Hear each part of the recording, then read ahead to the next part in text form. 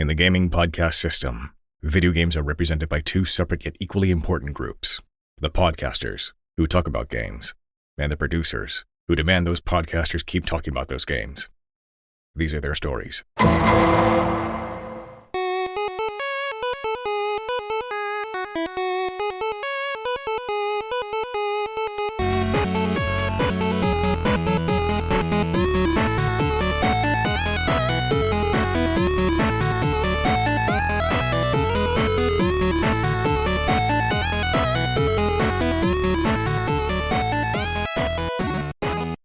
Hey everybody, welcome to another episode of Classic Gaming Brothers. I'm Zach. And I'm Seth. And we're the Classic Gaming Brothers. That's right. We are the Classic Gaming Brothers. That's right. That's right. For a little while, your internet bugged out before we started recording, and you sounded like Machine Head from Invincible. Oh, that's fun. if you ever watched some of that, where it's like him talking just had like that robotic tinge to it. Well, Sunday, 3 big days. Monster Truck Rally. Yeah, that's why we did that like very recently. We did that very recently. We can't do that again. You know what's great about this particular Sunday, Seth? Particular Sunday that this episode comes out on? I'll be seeing you today. Ooh, you will be. And you're going to get a couple of Dungeons & Dragons magazines. And then we'll enjoy some buttermilk, we'll enjoy some bourbon, and then that's all we'll enjoy. That's all they serve there. It's really strange. You get a glass of buttermilk and you get a shot of bourbon and they say enjoy. Yeah, we're going to go up a little early and then stay a little late and enjoy the shops along Newberry Street and go to a couple bookstores. Our sister, who is traveling with us, doesn't know this yet, but that's what we're going to be doing. So if she wants to join us on the train ride, we will be going on the train based on being able to shop at some stores nearby, because the restaurant is very close to that part of Boston. Back Bay, as it were. The back of the bays, yes. Yes. It used to be a bay, and then they filled it in with garbage. That's true. That's a fact. Anyway, Zach, recently I've been playing Restory, which is a game that was developed by Mandragora and published by Tiny Build. In the game, you run a very quaint repair shop in the 2000s in Tokyo. And in the little shop, you have to grow your business by restoring video game consoles. You actually get to restore Atari branded stuff. You do cell phones, like a traditional Nokia cell phones.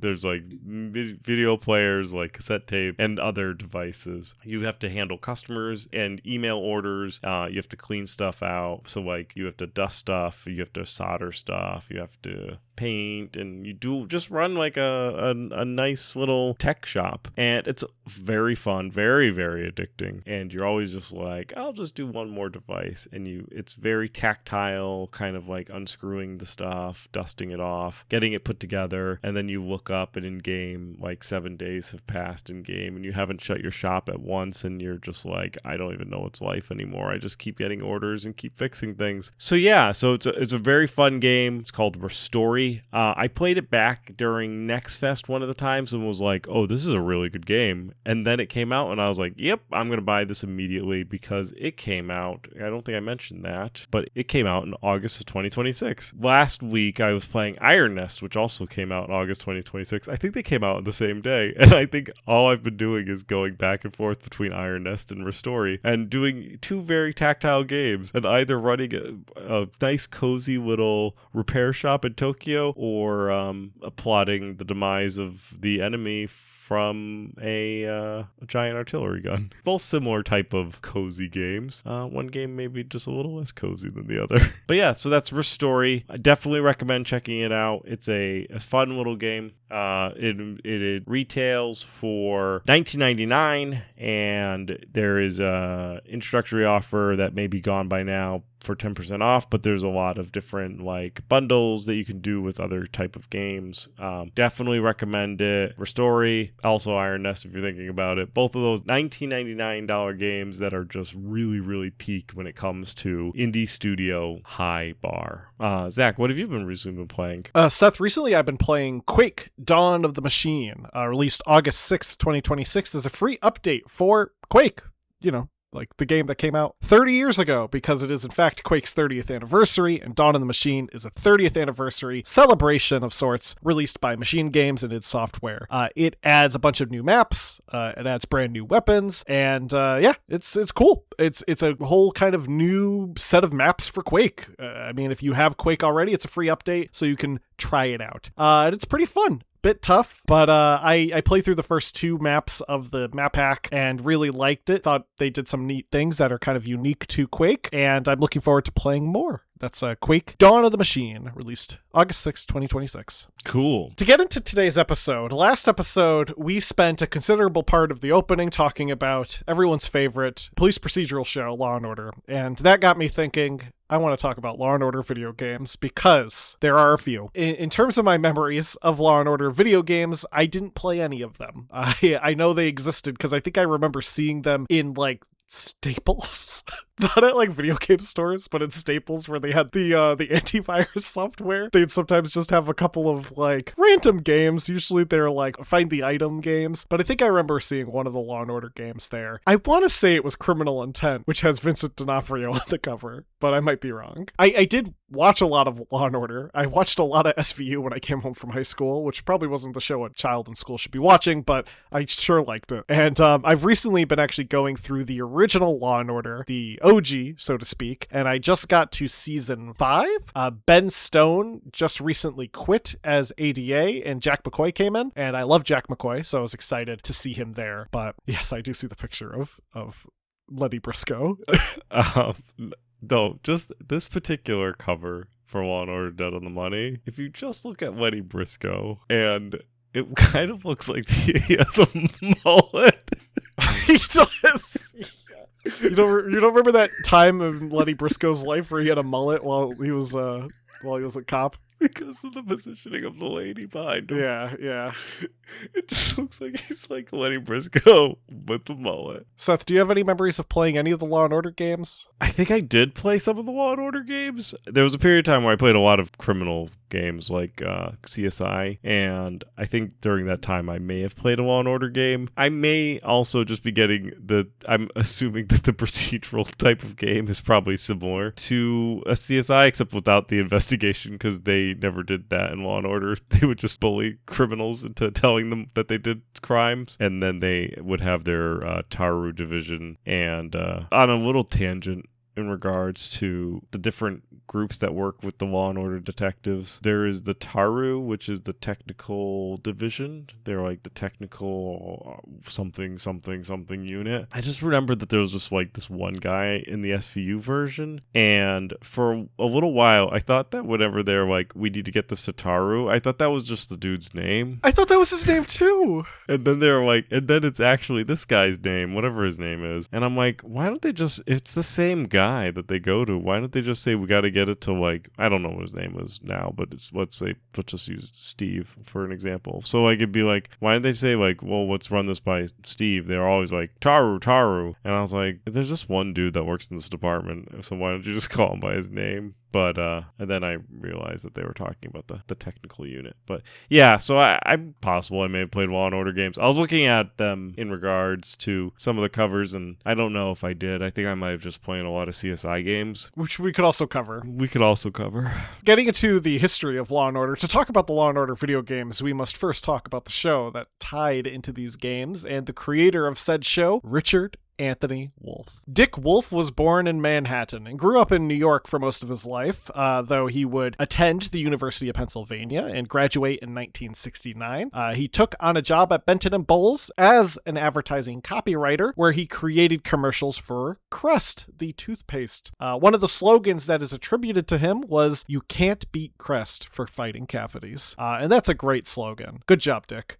He began working on screenplays because he was a successful copywriter, and at one point even briefly collaborated with Oliver Stone, and eventually he would move out to Los Angeles to further his career. One of the first screenplays that would get produced as a film by Dick Wolff would be Masquerade, released in 1988, starring Rob Lowe and Meg Tilly. Dick also started working on television screenplays and would work as a staff writer for Hill Street Blues, where he won his first Emmy. He would later take on a role of writer and co-producer of Miami Vice. It was in 1988 when Masquerade hit theaters that Dick started to come up with an idea for a new show that he initially called Night and Day. The show was intended to be a look at the criminal justice system, with the first half of each episode being dedicated to the detectives and the second half focused on the prosecutors. The idea, though, would evolve, and eventually Dick would change the name from Night and Day to Law and Order. Dick pitched the idea to Universal Television, and it was revealed to Dick that his idea was really similar to another show, Arrest and Trial, which aired only one season before its cancellation. Dick would watch the pilot for Arrest and Trial and decided that he needed to basically avoid the way that the show had portrayed its cast, with Dick deciding to make the characters prone to failure and be human. And that's very valid.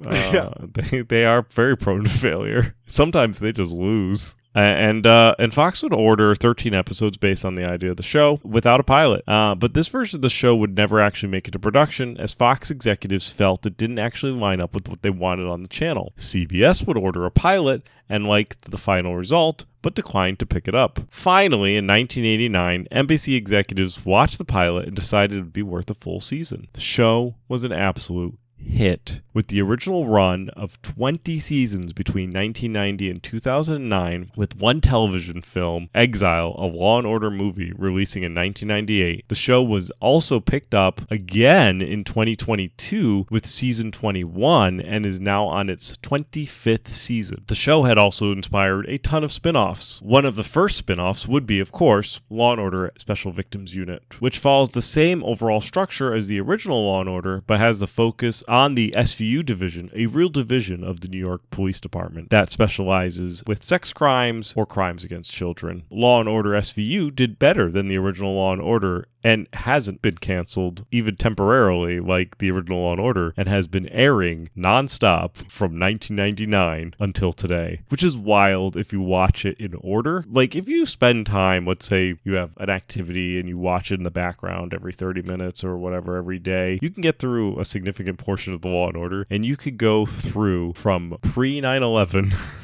to like modern day cyber crimes all within the span of the Law and Order show, because they generally are topical, but they're topical for that time. So like there's episodes that even take in like the DC Sniper that was happening. Like there's an episode that takes place around the same theme. And it's just like, and if you don't remember, or if you don't recall that level of history, even recent history, you could be like, why are they talking about this? I was watching an episode of OG Law and Order, and that episode was based on Nancy Kerrigan. So like really are, it's really topical, right? Like but literally same plot of like the Nancy Kerrigan attack. It was like a famous athlete gets attacked by their rival, sort of thing. Yeah, they would take stuff from the headlines. They did the Michael Jackson scandal as well. Like they covered that in SVU. But there is an episode that we should talk about just because it's video games and happened in SVU. But there was a Second Life episode that was... I was looking back at our conversation about this episode where turn on the sun. The sun, yes. When you turn on the sun. There's an episode of Law and Order SVU where there is a guy who is a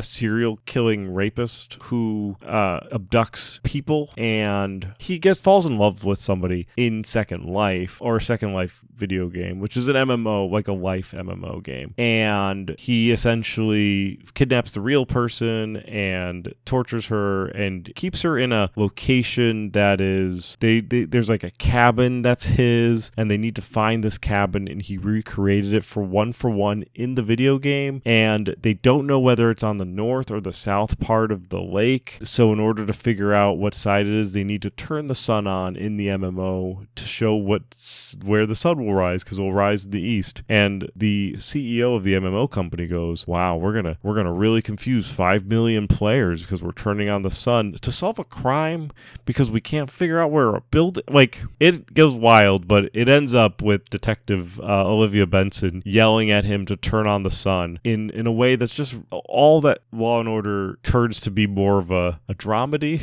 versus a serious... It gets real serious sometimes, but it also gets real silly sometimes in the same vein. The clock in another universe is pegged to Eastern Standard Time. That's why it's night in the game now. If the sun was shining, we could see which direction the house faces or go which side of the lake it's on. So turn on the sun. We've never done that before. Olivia, we're a few miles away. Dutchess County cops are already at the lake, but it's huge. They don't know where to start. Just give me a minute. Turn the sun on. Yeah, they had a Gamergate episode too that was different. But there's one where Ice-T and someone else, one of the other detectives that's not Ice-T, and not John Munch, go to a game convention, and then a woman programmer who's developing like a controversial game gets assaulted, and it's like there's a bunch of like male gamers who are all like, women don't belong in gaming, and it was like, this is very oversimplification of a lot of discourse in this community, but I think it's fun when they try to talk about topical things and it comes off that way. Some other spin-offs of Law & Order consist of Criminal Intent, which would run from 2001 until 2011, focused entirely on the major case squad of the NYPD. Trial by Jury ran from 2005 to 2006 and was entirely focused on the criminal trial portion of the whole procedural. So if you didn't like all the actual solving the murder part, you got to watch just the trial parts. And let me tell you what the audience thought about that. They didn't like just watching the trial part, and it was very quickly canceled. There was Law & Order LA, which ran from 2010 to 2011, and is set in Los Angeles instead of New York. That's the difference. There's True Crime, which was supposed to be an anthology series, but it only had 8 episodes and was focused on the real-world Menendez murders, where it like dramatized the events of that crime. There was also Organized Crime, which would run from 2021 until 2025 and focuses on the Organized Crime Task Force. Specifically, though, it focuses on Chris Maloney, who is the actor from SVU, who plays Stabler, and it focuses on Stabler being depressed that his wife blew up in a car bomb. Whoa, spoiler alert. Was it a car bomb that blew her up? Or am I thinking of Monk? It does. No, it is. It's also Monk. Elliot Stabler does leave Law & Order SVU for a significant period of time, then comes back for a guest episode prior to Organized Crime. And I don't know if she blows up in Law & Order SVU or if she blows up in Organized Crime. I think he leaves because she blows up. No. No. He comes back and she blows up. Oh, good. Classic He leaves, Stabler. then he comes back, then she blows up, then they start the spin-off series. He has such a tumultuous... He had to reason to... Elliot Stabler is he is certainly a character. I think he's got a lot of issues that he needs to work through, and I'm just thinking about his like relationship with his wife in general is just so tumultuous because there's like a whole period where they're like he's sleeping on the couch and then they make up and you just see his butt for a while. Yeah, that's because Christopher Maloney likes to be nude. So whenever there's a chance to be nude, Christopher Maloney jumps to it. I remember that scene so clearly, though, of like him just standing there. And it's yeah. He went from being completely dressed to being completely naked in like 3 scenes, and it's all because Christopher Maloney loves nudity. Like, it's a known fact. I guarantee you, they're like, oh, we're gonna make this. This is the conversation that happened on that set. They went to Christopher Maloney and said, we're going to have a romance scene with Kathy because you're going to be coming back and she's going to entice you into romance. And Christopher Maloney said, can I get naked? And they were like, that's not necessary, but if you think you should, then yeah. And Christopher Maloney's like, yeah, I'll get naked. Not a nudist. He just likes nudity. Yeah. Fair enough. There was also a reality spin-off of Law & Order called Crime and Punishment, which aired for a short period of time. That was a court show, so it was one of those like Judge Judy style shows. Law & Order is also the whole franchise, part of the Tommy Westphall universe, which we've talked about in our crossovers episode. For those who haven't listened to that episode and don't remember, the Tommy Westphall universe is the kind of theorized crossover multiverse of TV shows that all exist within the same universe, and all of those shows exist in the mind of Tommy Westphall from St. Elsewhere, the drama hospital show. And a lot of these are connected to each other largely thanks to Seth and my favorite character, John Munch. Law & Order crossed over with Homicide: Life on the Streets. It crossed over with the different Chicago shows, Chicago Fire, Chicago PD, and of course all the Law & Order shows have crossed over with each other. And Homicide: Life on the Streets, John Munch has appeared in X-Files, The Beat, The Wire, Arrested Development, and so on. So Law & Order, it's this massive franchise, right? So obviously they made video games about it. Like, it's silly if they didn't make video games about it. But Seth, do you want to tell us about one of those first video games? Yeah, the first game based on Law & Order was the 2002 PC game Law & Order Dead on the Money, which stars Jerry Orbach with a mullet. Just if you look up the Law & Order Dead on the Money box art, and you just, the way that they pose the woman next to Jerry Orbach looks like he has a mullet. Dead on the Money was developed by Legacy Interactive, and a majority of the Law & Order games are 3D adventure games, which often play similar to older point-and-click style adventure games. In Dead on the Money, you take on the role of an unnamed junior detective who teams up with Detective Lenny Briscoe, voiced by Jerry Orbach, in trying to solve the murder of a stockbroker who was found in Central Park. You gather evidence, talk to witnesses, and eventually make an arrest. In the second part, you play an executive assistant district attorney who is tasked with convincing the jury that the person you arrested is guilty. The game uses a 3D style that can be best described as uncanny and a little smushy. Is kind of what I would describe it as. Everyone looks very smooth, but also angular at the same time. Their skin is smooth and their hair is sharp. The women of their skins are smooth and their hair is sharp. The characters all have very realistic texturing, despite the low polygon count. You can definitely tell who the characters are. Jerry Orbach definitely looks like Jerry Orbach, but it also looks like if Jerry Orbach was in an Elder Scrolls game. Despite the oh, you're finally awake. Yeah. Oh, you're finally awake. And like a Morrowind era Elder Scrolls game. Despite the 3D models, a lot of the game is also played with static images. For example, when you're investigating the murder scene, pieces of evidence will appear as images on the screen. The crime scene itself cannot be freely explored, but rather you move through the mouse around in a 3D environment and click on items you see. Like a find and seek game, like a hidden object game. You're basically in like a 3D environment and you just like move the mouse around to click on items that look suspicious. This is kind of like what you do in a real crime scene. And usually Jerry Orbach makes a comment on every item you click on. Ah, yes. Well, he's like, she won't be eating that sandwich anymore. Yeah. That's Law & Order is famous for bad one-liners about death. When you interview people in Dead on the Money, you get a series of questions that you can ask on your notepad. You can also travel to different locations in Manhattan, with each location playing the classic dun-dun sound effect and displaying the location name and time, just like the television show. After you put together all the evidence, you also get to go to the lab where you could have the evidence analyzed by scientists for additional clues. Law & Order Dead on the Money was considered a commercial success, selling around 180,000 units by August of 2003. Apparently, the developers really didn't think the game would sell well, so they were all happy when it did. Overall, however, the game received mixed reviews. Adventure Gamers gave it a 3.5 out of 5, Computer Gaming World gave it a 2 out of 5, and IGN gave it an 8 out of 10, with XPlay giving it a 2 out of 5. So the path goes true. If IGN rates it high, the game is bad. If IGN rates it low, the game is good. An 8 out of 10, you would say that's a good game review. However, it's coming from IGN. Thus, the game is bad. But I'm sure it's fun in a weird, nostalgic adventure. I like Law & Order a lot. I like adventure games. I don't know if I would play Dead on the Money, but maybe I could be convinced. Maybe. A sequel, Law & Order Double or Nothing. Is it an in-game sequel to Dead on the Money? Well, I do think it calls itself Episode 2 on the box art, so it's almost like the Law & Order games are all part of a season, and this is Episode 2. Oh. And are you still playing the same detective? You're playing the same unnamed detective, and you team up with Jerry Orbach.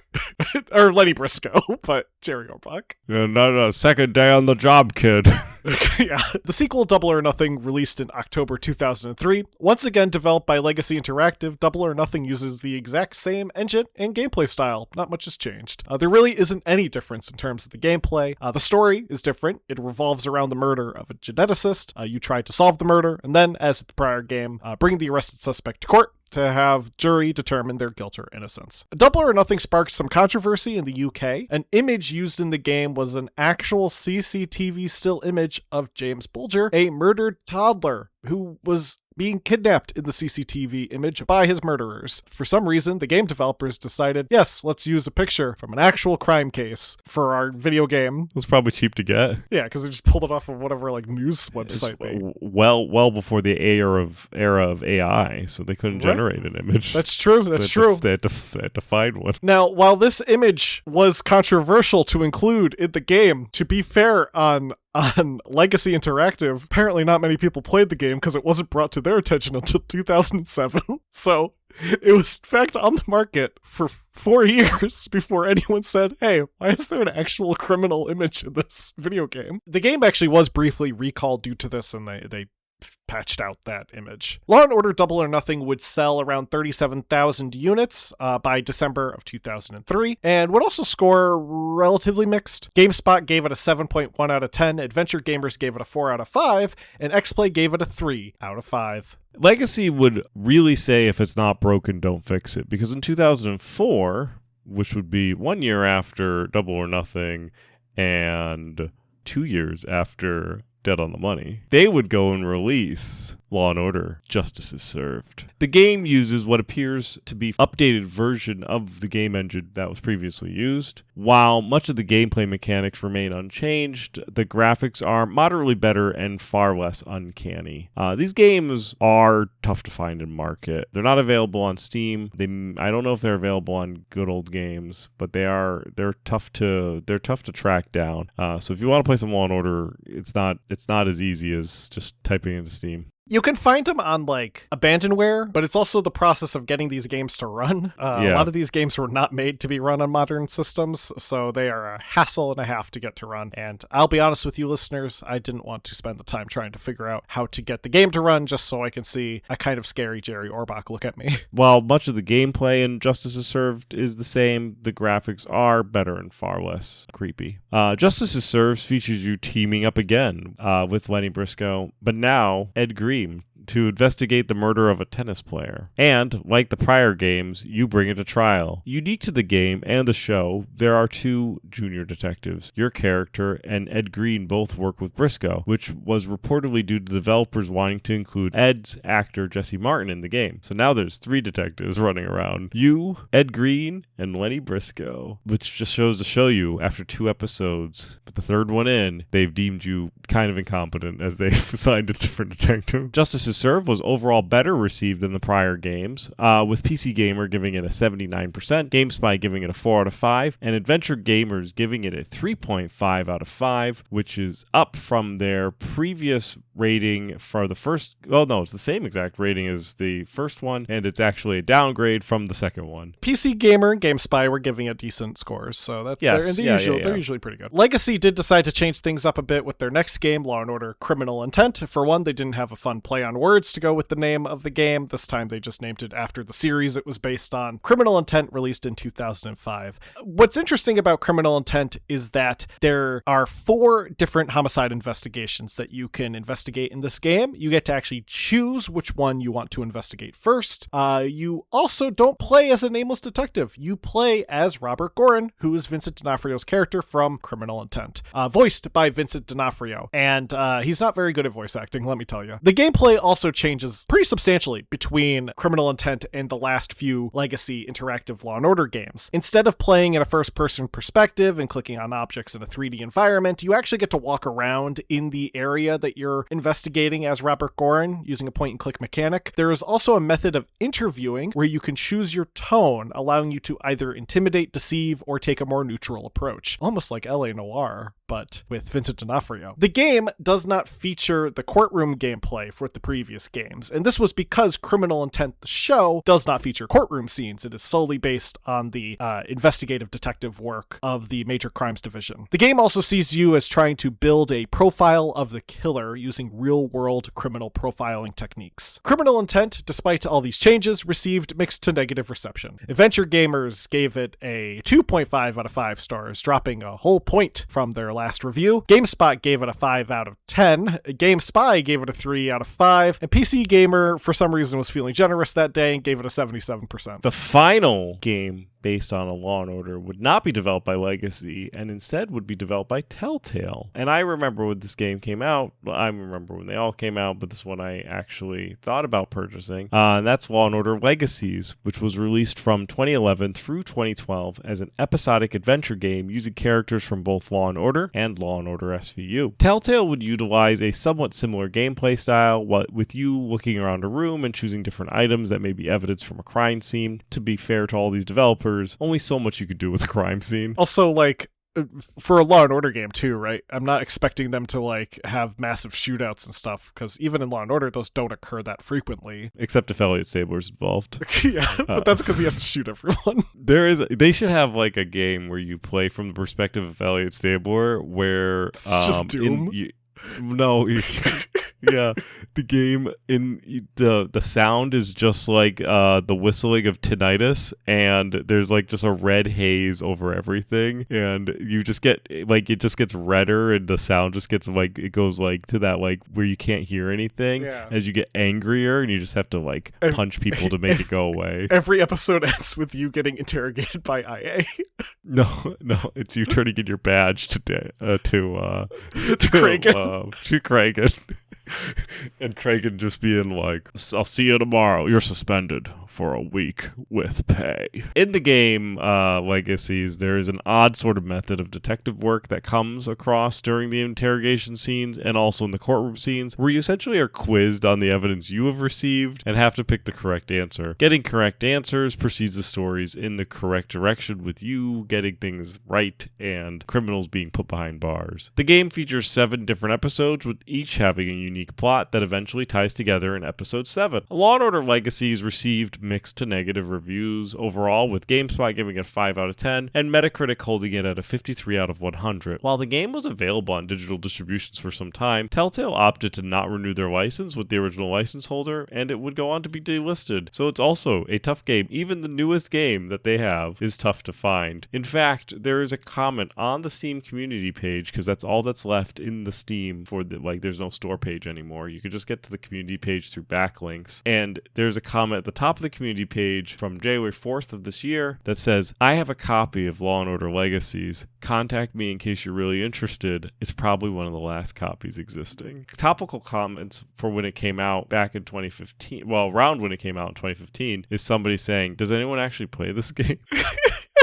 And then there is some fun screenshots, including a man covered in what appears to be seaweed. It's an interesting screenshot that somebody decided to take. I'm gonna post it in our notes so that Zach can see it. Oh, yep. That is sure. That looks like a seaweed monster. That does not look like the victim. That looks like Slender Man's seaweed monster brother. Yeah, it's if Swamp Thing and Slender Man decided to have a friend. But yeah, so that's the Law & Order Legacies. Also a game that I was interested in picking up, but then decided against it. And most likely due to the horrible reviews that it received. Man, can you imagine though? You could have owned a game that is now delisted, so you would have a copy of that game. You'd be one of the few people in existence with a copy of that game. I probably own games that are delisted. Oh, I mean, 100%. I own games that are delisted, but like, yeah, you had that chance. Yeah, but still, you can still go out there and find these games and track them down. But yeah, so overall, there was a number of Law & Order games that were released, and they were all kind of mediocre. Yeah. Which, I mean, depending on how you feel, you could probably say that about the show. Fair. But it is a good comfort show, I think. I think it's a good comfort show. It's because it's predictable. It is predictable. It is, in fact, procedural. There's some facts about it that I like. Law & Order was decidedly very helpful with creating the police procedural genre, which shows like The Rookie have followed into and kind of have gone into those type of shows. There was also something that I learned once, that our police force sometimes watch episodes of Law & Order to determine how they need to do their job. That's concerning, because let me tell you about Law & Order detectives. They're kind of bad at their job. Law & Order detectives are very bad at their jobs, especially Elliot Stabler. I would not want Elliot Stabler being the police officer that needs to be in charge of solving my crime. He's he coerces dangerous. confession. He like physically assaults people to get confessions. He threw a chair at a guy in an episode, I'm pretty sure. Oh, yeah, he choked somebody out in an episode. Yeah, I remember that one too. I always like also all of those scenes never end with people coming in and being like, Elliot, stop it. It's always Kragen knocking and just opening the door and giving him a look.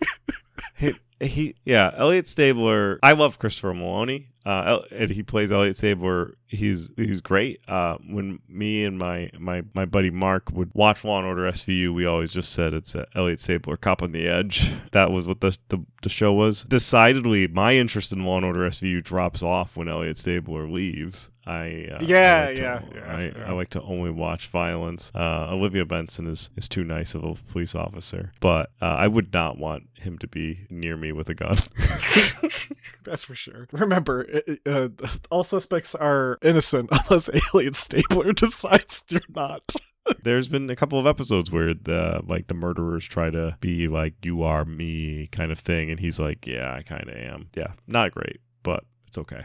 With that being said, that will do it for our Law and Order episode. To get into our retro rewinds, I'll go first. Seth had me play Art Alive. It's a paint game for the Sega Genesis that features some Sonic stickers and Toe Jam and Earl stickers that you can place. It's kind of like Mario Paint, if Mario Paint was not fun. It reminds me a bit of another paint game that I played on the Sega Genesis called Wacky Worlds Creative Studio, which is a bit more nostalgic for me because I rented Wacky Worlds Creative Studio from a game store and I was disappointed. And anyway, does Art Alive hold up? I don't think really any Paint Studio game holds up. I arguably don't think Mario Paint holds up very well. I think Mario Paint is a game that is fun to have maybe play a couple minutes of. This might be a bad take, but I think Mario Paint is a game that you can play for a couple of minutes and you're like, wow, this sure was something that we could do on the Super Nintendo. And then you open up Photoshop and you realize you can do so much more. Do I think Art Alive holds up? I mean, I think it's better than generative AI, but no, I don't think Art Alive holds up. Next week, Seth, you can play Gremlins 2, the new batch for the NES. That's exciting. Zach had me play Dick Tracy for the Sega Genesis, released in 1991 and developed by Sega Technical Institute. It's a side-scrolling action arcade game where you control the titular character, Dick Tracy. In the game, Dick Tracy wears a bright yellow trench coat, and if he didn't have a bright yellow trench coat, it could just be a mob game, since Dick Tracy is equipped with a pistol and a Tommy gun. The game is an interesting take on a gallery shooter, as there are people that are in the foreground you have to shoot with your pistol, and there are also people in the background where you have to use your Tommy gun to kill them as well.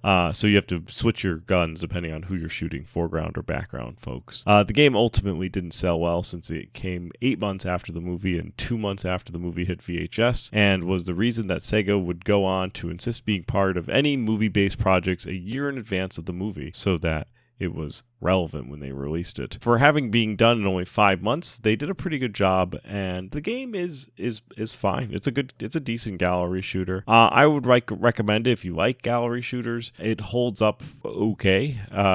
Next week, Zach, you can play Sesame Street Counting Cafe for the Sega Genesis. Great, I will. That being said, I want to thank everyone for listening to today's episode. If you have any thoughts or memories about Law & Order, be it the games or the show, let us know. You can do so by emailing us at classicgamingbrothers@gmail.com. We're available wherever podcasts can be found via Podbean, iTunes, or iHeartRadio. We're available on YouTube. Like and subscribe. We're available on Patreon. Support us if you can. We're available on social media, Classic Gaming Brothers, CG Brothers Pod, and we're available on our website, www.classicgamingbrothers.com. Seth, am I forgetting anything? Don't play games like my brother. And don't play games like my brother. I've been Seth. And I've been Zach. And we've been the Classic Gaming Brothers. That's right.